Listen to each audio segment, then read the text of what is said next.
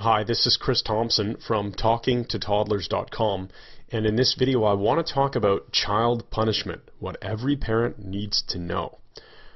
The term child punishment sounds harsh, doesn't it?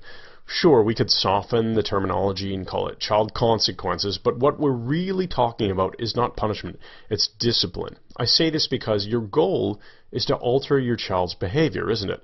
Let's talk about the purpose of child punishment.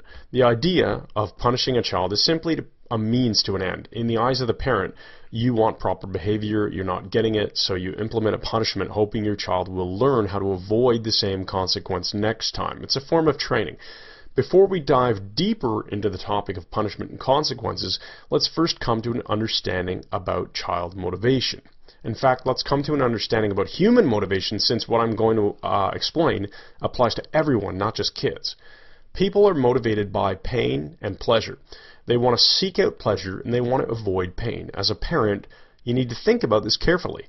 Your child is behaving in a way that they choose willingly, and they're trying to get something positive or avoid something negative. Before you implement any behavioral change strategy, be sure that you have a solid idea of what it is that your child wants.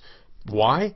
Because if you don't know what the child wants, then you won't be able to shape his behavior with as much influence. If your child is acting out to get attention from you and you give him attention through punishment, then you're supporting his behavior and you're not helping the situation. Also, understand the alternatives to child punishment. Before you decide on child punishment as your tactic of choice, make sure you consider the alternatives first. The obvious alternative is to implement a reward system for good behavior. I wouldn't necessarily assume that punishment is going to work better with your child. Now, the rules for effective child punishment. Let's talk a little bit about child punishment and how to go about it properly. I think we can all agree that physical punishment is not acceptable in this day and age. Gone are the days when you bring out the strap or spank your child. With children who are at least 3 years old, I have found that communicating your expectations works best. If you expect Susie to stop jumping on the couch, tell her to sit down. Then if she refuses, explain to her that her choice is to either stop or accept some form of punishment. The punishment should fit the situation, it should be immediately acted upon, and non-negotiable. Susie can either accept the punishment or sit down on the couch. It's her call. You take yourself out of the equation as the bad guy. You simply act as the movie director explaining the choices. A fair punishment might be that she has to go have some quiet time by herself in another room. She may have been jumping to get attention, so by moving her to her own space, she doesn't get that attention. But you need to understand her motivations for jumping in the first place. And so if you don't understand this important factor, you might choose the wrong type of punishment. A lousy and ineffective punishment would be, Susie, you can either sit down and stop jumping or you won't get any dessert tonight after dinner. That's never going to work. Susie's too young to connect the dots, and when the dots are that far apart, i.e. the jumping now and the dessert later, jumping is fun right now. Dessert is so much later and she can't taste it yet. You'll just end up with 2 fights instead of 1 because Susie's going to be begging you for her dessert when you tell her that she chose to give it up. So don't do that to yourself, okay? Choose consequences that are directly actionable and connected to the event that you're trying to discourage.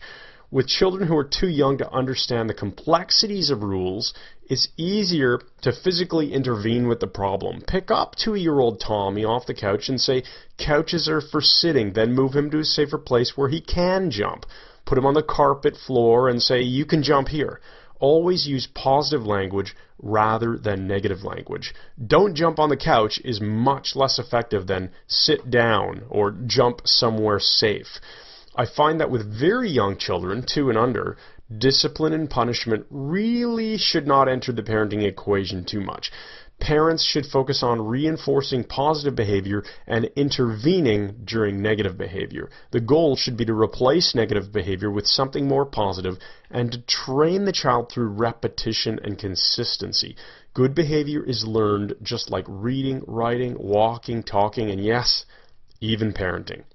I'm Chris Thompson from TalkingToToddlers.com. If you've enjoyed this, then please visit my website where you can discover lots of ways to effectively manage your children, especially toddlers, using language.